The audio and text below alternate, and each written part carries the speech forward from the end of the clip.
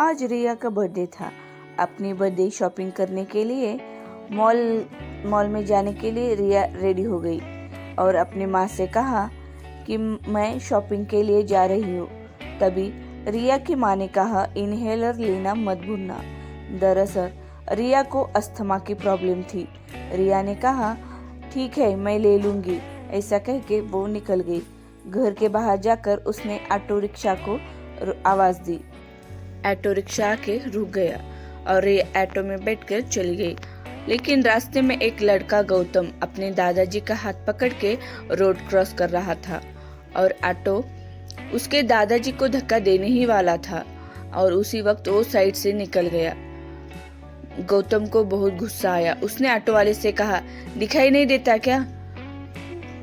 अगर कुछ हो जाता तो? लेकिन ऑटो वाले ने पीछे मुड़कर नहीं देखा और वो चला गया। लेकिन ऑटो में बैठी हुई रिया ने पीछे मुड़कर देखा और कुछ गाली दी। गौतम को उस लड़की पर बहुत गुस्सा आया और उसने उसका पीछा किया, लेकिन ऑटो चली गई थी और गौतम वापस अपने दादाजी के पास गया और उन्हें घर छोड़कर वो भी दादाजी की बर्थडे की प्लानिंग करने के लिए बाहर गया। रिया मॉल में खुद के लिए शॉपिंग कर रही थी। उसी मॉल में गौतम भी अपने दादाजी के लिए शॉपिंग करने के लिए आया। वो बर्थडे के सामान खरीद ही रहा था, तब गौतम की नज़र रिया पर पड़ी। उसे देखकर गौतम को गुस्सा आया। वो तुरंत उसके पास जाने लगा। रिया की शॉपिंग लगभग खत्म हुई थी। रिया जा रही थी, लेकिन जाते वक्त रिया एक बॉक्स को टकराती है। उस बॉक्स को बिना देखे वहां से चली गई। गौतम जब वहां गया तो रिया उसे नहीं दिखी। गौतम ने यहाँ वहां देखा तो रिया लिफ्ट के पास थी। तुरंत गौतम लिफ्ट के पास गया। लिफ्ट लगने ही वाली थी तो गौतम ने लिफ्ट में अपना पाँव डाला। लिफ्ट रुक गई। गौतम लिफ्ट में गया और लिफ्ट का ग्राउंड फ्लोर बटन दबाया। उसी वक्त रिया को याद आया कि हड़बड़ी में उसने अपना इनहेलर लेना ही भूल गई। वो तुरंत लिफ्ट के बाहर आना चाहती थी, तभी गौतम ने उसे बाहर जाने नहीं दिया। रिया ने कहा, हेलो, कौन हो तुम? हट जाओ, मुझे बाहर जाना है। लेकिन गौतम उसे लिफ्ट से बाहर नहीं जाने दे रहा था। रिया ने कहा, कौन हो तुम? मुझे लिफ्ट से बाहर क्यों नहीं जाने दे रहे हो? मुझे रोकने वाले होते कौन हो तुम? हट जाओ, मुझे अस्थमा है और मैं अपना इनहेलर लेना भूल गई। फिर भी गौतम ने उसे लिफ्ट से बाहर जाने नहीं दिया। रिया को बहुत गुस्सा आया। उसी वक्त गौतम ने रिया को जोर से थप्पड़ मारा। रिया चौंक गई और कहा, जान न पहचान, तुम्हारी हिम्मत कैसे हुई? तुमने मुझे थप्पड़ कैसे मारा? तब गौतम ने कहा, याद करो, सुबह तुम ऑटो से आ रही थी। वो उस ऑटो वाले ने मेरे दादाजी पर धक्का देके चला गया। उसने तो कुछ नहीं कहा, लेकिन तुमने दादाजी को गाली दी। फिर रिया ने कहा, अरे मैं ऑटो वाले को गाली दे रही थी और दादाजी को सॉरी कह रही थी। उस पर गौतम ने कहा, अच्छा तो ये बात है, सॉरी गलतफहमी हो गई। मुझे लगा कि तुमने ऐसा कह ही रहा था। तब अचानक बम फटने की आवाज आई और शॉर्ट सर्किट होने के कारण लिफ्ट अचानक बंद पड़ गई।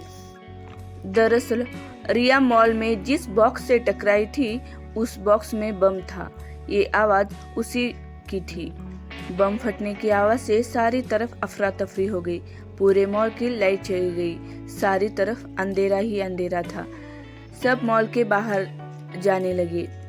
देखते देखते थोड़ी देर में पूरा मॉल खाली हो गया। पुलिस आई थी, इमरजेंसी वाले आए थे। सब आकर सारे लोगों को बचा लिया और पूरी मॉल की छानबीन की कि कोई रह तो नहीं गया। गौतम और रिया लिफ्ट में बंद हो गए थे।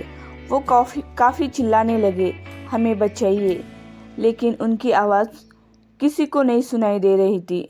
अब मॉल में कोई भी नहीं था। पूरा मॉल खाली हो गया था। काफ़ी देर हो गई थी। अंधेरा भी हुआ था। उन दोनों ने काफ़ी कोशिश की, लेकिन कोई फ़ायदा नहीं हुआ। तभी वो हार के लिफ्ट में बैठ गए और एक दोनों से बात करने लगे। रिया ने कहा कि आज मेरा बर्थडे है और उसी की शॉपिंग करने के लिए मैं मॉल आई थी। गौतम ने कहा, आज मेरे भी दादाजी का बर्थडे है और मैं उनकी शॉपिंग करने के लिए मैं भी मॉल आया था। तुम्हें देखा तो मुझे बहुत गुस्सा आया। मुझे लगा कि तुमने मेरे दादाजी को गाली दे दी और इस वजह से मैंने तुम पे गुस्सा किया। फिर वो एक दूसरे से बात करने लगे। रिया कहने लगी, कितनी देर हो गई, मेरी माँ चिंता कर रही होगी। रिया फ़ोन लगाने की कोशिश कर रही थी लेकिन वहाँ कोई नेटवर्क नहीं था, इसलिए फ़ोन लगाना भी व्यर्थ था। गौतम के हाथ में एक गिटार था। रिया ने पूछा कि तुम्हें गिटार बजाना आता है? तब गौतम ने कहा कि मेरे दादाजी म्यूजिशियन हैं तो थोड़ा बहुत मुझे भी आता है। ये गिटार मैं उनके लिए गिफ्ट देने वाला था, उनके बर्थडे के लिए, लेकिन पता नहीं कब लिफ्ट के बाहर निकल पाएंगे। गौतम ने लिफ्ट के ऊपर देखा। उसे लगा ऊपर से हम निकल सकते हैं और गौतम ऊपर चढ़ने की कोशिश कर रहा था। लिफ्ट के ऊपर एक खिड़की थी और वो उसे खोलने की कोशिश कर रहा था लेकिन वो खुल नहीं रही थी। गौतम नीचे आया और बैठ गया। थोड़ी देर बाद किसी की बूट की आवाज़ आई। लगा कि कोई आ रहा है। रिया और गौतम चिल्ला चिल्ला कर कहने लगे, कोई है, हमें बचाइए, लेकिन उनकी आवाज़ बाहर नहीं जा रही थी। मॉल का सिक्योरिटी गार्ड आके चेक कर रहा था कि कोई अंदर रह तो नहीं गया। उसने सारी तरफ चेक किया लेकिन उसे कोई नहीं मिला और वो लिफ्ट की तरफ जा ही रहा था। अचानक उसे फ़ोन आया और वो फ़ोन पर बातें करते करते वहाँ से चला गया। और सीसीटीवी रूम में जाने का कोई फ़ायदा नहीं क्योंकि मॉल की पूरी राइड चली गई थी। ऐसा सोचकर वो मॉल के बाहर चला गया और वो दोनों लिफ्ट में ही बैठ गए। थोड़ी देर बाद रिया को बाथरूम आई। रिया ने गौतम से कहा, अब मैं क्या करूं, मुझे बहुत ज़ोर से बाथरूम आई है।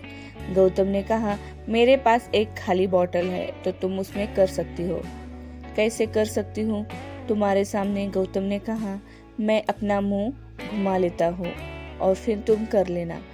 तब रिया को बहुत शर्म आ रही थी लेकिन क्या करे, उसके पास कोई और ऑप्शन ही नहीं था। फिर गौतम ने अपना मुंह घुमाया। रिया ने कहा, सुबह से घर से बाहर हूँ, अब तो रात भी हो गई है। माँ भी कितना इंतजार कर रही होगी, कितनी परेशान होगी। और ऐसे ही बात करने लगे। बात करते करते अब दोनों को भूख लगी थी। उन्होंने बर्थडे के लिए कुछ सामान खरीदा था और उसमें खाने की भी चीजें थी। उसे निकालकर वो दोनों खाने लगे। फिर कहा, अब आगे क्या? बैठे बैठे वो दोनों बोर हो गए थे। रिया ने कहा, तुम्हें गिटार बजाना आता है ना, तो बजाओ। और उसके बाद गौतम ने गिटार बजाने शुरू किया। रिया ने कहा, मुझे भी म्यूजिक का बहुत शौक था। मैं गई थी एक म्यूजिशियन में लेकिन उस वक्त मेरी आवाज़ अच्छी नहीं आ रही थी और मैं काफ़ी डर गई थी। उसी वजह से मैं सेलेक्ट नहीं हो पाई, लेकिन मैं कोशिश करूँगी, एक दिन मैं ज़रूर सेलेक्ट हो जाऊँगी, मुझे भरोसा है। गौतम ने कहा, हाँ क्यों नहीं, तुम ज़रूर सेलेक्ट होगी, कोशिश करो, यश जरूर मिलेगा। रिया ने कहा, तुम्हें क्या पसंद है? तभी गौतम ने कहा, मुझे म्यूजिक का इतना शौक नहीं है लेकिन मेरे दादाजी को काफ़ी शौक है। रिया को प्यास लगी थी। गौतम ने तुरंत उसे पानी की बोतल दी। रिया ने कहा, तुम्हारे पास तो सब कुछ है। गौतम ने कहा, बर्थडे के लिए मैंने शॉपिंग की थी ना, उसमें पानी की बोतल भी थी, इसीलिए मैं तुम्हें दे रहा हूँ। रिया ने उसे थैंक यू बोला और बातें करते करते काफ़ी देर हो गई थी।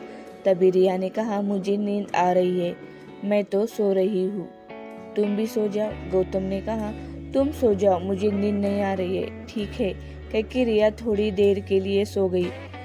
रात के 12 बजने वाले थे। गौतम ने कहा कि आज रिया का बर्थडे है, इसीलिए गौतम ने पूरे लिफ्ट को सजा दिया। बलून, कैंडल और थोड़ी डेकोरेशन कर दी। उसके दादाजी के लिए जो केक लिया था वो केक भी उसने निकाला और ठीक 12 बजे रिया को उठाया और रिया को कहा कि हैप्पी बर्थडे टू यू। रिया ने कहा, ये क्या है? ये सब तो तुमने अपने दादाजी के लिए लिया था ना? गौतम ने कहा, लेकिन अभी मैं दादाजी के पास नहीं हूँ। मैं कल घर जाकर उनका बर्थडे अच्छे से मनाऊंगा, लेकिन अभी तुम भी अपने माँ के साथ नहीं हो, तो मैंने सोचा तुम्हारा बर्थडे मैं यही मनाता हूँ। टाइम पास भी हो जाएगा और समय भी कटेगा। रिया मुस्कुराई और उठकर सारी डेकोरेशन देखकर वो खुश हो गई और कहा, ये सब तुमने मेरे लिए किया। गौतम ने कहा, तो क्या करूँ, तुम तो सो गई थी, मुझे तो नींद नहीं आ रही थी, तो इसलिए मैंने ये सब तुम्हारे लिए किया। आर्या ने कहा, थैंक यू, बहुत बहुत सुंदर डेकोरेशन किया है तुमने। और 12 बजे गौतम ने रिया का बर्थडे सेलिब्रेट किया। रिया ने कहा कि ये बर्थडे मैं कभी नहीं भूल पाऊंगी। फिर रिया ने भी अपनी बैग में से शैंपेन निकाली और कहा, ये देखो मेरे पास क्या है। गौतम के पास भी प्लास्टिक के ग्लास और कुछ नमकीन था। नमकीन और शैंपेन पीने लगे और काफ़ी अच्छी तरह से उन दोनों ने बर्थडे सेलिब्रेट किया। वो दोनों एक दूसरे से बात कर रहे थे, हंस रहे थे। कुछ पल में उन दोनों की मुलाकात ऐसे लगने लगी थी न जाने वो दोनों कब से एक दूसरे को जानते हैं। उसी वक्त उस लिफ्ट में एक चूहा आ गया था। गौतम चूहे से काफ़ी डरता था। उस चूहे ने उन दोनों को काफ़ी परेशान किया। गौतम के पास एक खाली बॉक्स था। गौतम ने चूहे के ऊपर एक खाली बॉक्स को रख दिया और चूहा उस बॉक्स के नीचे रह गया। फिर ये दोनों शांति से बैठ गए। बात करते करते गौतम ने रिया के हाथ का टैटू देख लिया और कहा, तुम मुझे बहुत पसंद हो, आई लव यू। रिया चौंक गई और गौतम से कहा, कुछ घंटे में तुम्हें मुझसे प्यार हो गया? फिर हम चलते हैं फ्लैशबैक में।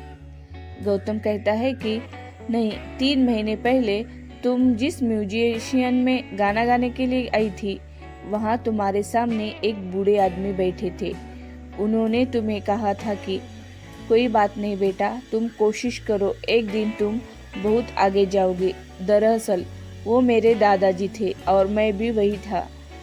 मैंने तुम्हें वहाँ देखा था और जैसे तुम बाहर आई मैं भी तुम्हारे पीछे आया और सबके बड़े बड़े फोटो के नीचे तुमने अपनी छोटी पासपोर्ट वाली फ़ोटो चिपकाई और कहा कि एक दिन मेरी भी यहाँ बड़ी फ़ोटो होगी। ऐसा कह के तुम बाहर चली गई और मैं भी तुम्हारे पीछे पीछे बाहर आया। तब तक तुम वहाँ से चली गई थी। मैंने तुम्हें बहुत ढूंढने की कोशिश की, लेकिन तुम मुझे कभी नहीं मिली। उसी वक्त तुम मुझे पसंद आई थी। मैंने भगवान से कहा था, एक बार उस लड़की से मुझे मिला दो, और देखो आज तुम मेरे सामने हो। मैं तुमसे प्यार करता हूँ। लेकिन इस पर रिया ने कहा, मुझे तुम्हारे बारे में कोई ऐसी फीलिंग नहीं आ रही है। मैं तुमसे प्यार नहीं करती हूँ। गौतम मुस्कुराया और कहा, कोई बात नहीं। उसी वक्त रिया का पैर उस मोमबत्ती को लगा और कैरी बैग में जो बर्थडे के कपड़े थे वो मोमबत्ती उस कपड़े पे गिरी। वहां आग लग गई। तुरंत गौतम ने पानी की बोतल निकाली और उस पे डाल दिया, लेकिन वहां धुआं निकल रहा था। रिया को अस्थमा की प्रॉब्लम थी। उसी वजह से उसका दम घुटने लगा। उसके पास इनहेलर भी नहीं था। वो तड़पने लगी। ये देखकर गौतम बहुत परेशान हुआ। गौतम बहुत कोशिश कर रहा था कि बाहर निकालो। वो लिफ्ट के दरवाजे को पीटता रहा, कोई है, इमरजेंसी है, लिफ्ट खोलो। लेकिन वहाँ कोई नहीं था। उसकी हर कोशिश नाकाम हो रही थी। लेकिन गौतम की नज़र ऊपर पड़ी और वो लिफ्ट के ऊपर चढ़कर खिड़की खोलने की कोशिश कर रहा था, लेकिन कुछ नहीं हो पा रहा था और उसके लिए गौतम इस तरह तड़पता देख रही थी रिया। गौतम ने रिया का एक वीडियो बनाया और कहा कि प्लीज़ इमरजेंसी है। जिस मॉल में बम फटा था उस मॉल के लिफ्ट में हम दोनों फंस गए। इस लड़की को अस्थमा की प्रॉब्लम है, इस लड़की को इन्हेलर की बहुत ज़रूरत है, जल्दी कोई इन्हेलर लेके आओ। ऐसा कह के गौतम ने सोशल मीडिया पर वीडियो पोस्ट किया, लेकिन नेटवर्क ना होने की वजह से वीडियो पोस्ट नहीं हो रहा था। तभी गौतम को याद आया कि डब्बे के नीचे चूहा है, तो उसने अपना मोबाइल चूहे के ऊपर बांध दिया और चूहे को लिफ्ट की खिड़की के ऊपर छोड़ दिया। जैसे जैसे चूहा ऊपर जा रहा था वैसे वैसे सिग्नल आ रहा था। थोड़ी देर में वीडियो वायरल हो गई और सबको पता चला कि मॉल के लिफ्ट में एक लड़का और एक लड़की फंस गए हैं। तुरंत सब लोग इन्हेलर लेकर आ गए और रिया की माँ पुलिस स्टेशन में थी। ये वीडियो पुलिस के पास भी पहुंच गया। उसे देखकर रिया की माँ ने कहा कि यही मेरी बेटी है। थोड़ी ही देर में मॉल के सामने भीड़ जम गई। पुलिस आई और इमरजेंसी वाले भी वहां आ गए। उन लोगों ने लिफ्ट का दरवाजा खोला। तब तक रिया बेहोश हो चुकी थी। गौतम ने उसे अपने बाहों में उठाया था और वो मॉल के बाहर लेके आया। उसे देखकर रिया की माँ उसके पास आई और तुरंत रिया को हॉस्पिटल लेके चले गए। रिया की जान बच गई। जब रिया होश में आई तो उसे याद आया कि गौतम ने उसे बचाने के लिए कितनी धड़पड़ कर रहा था।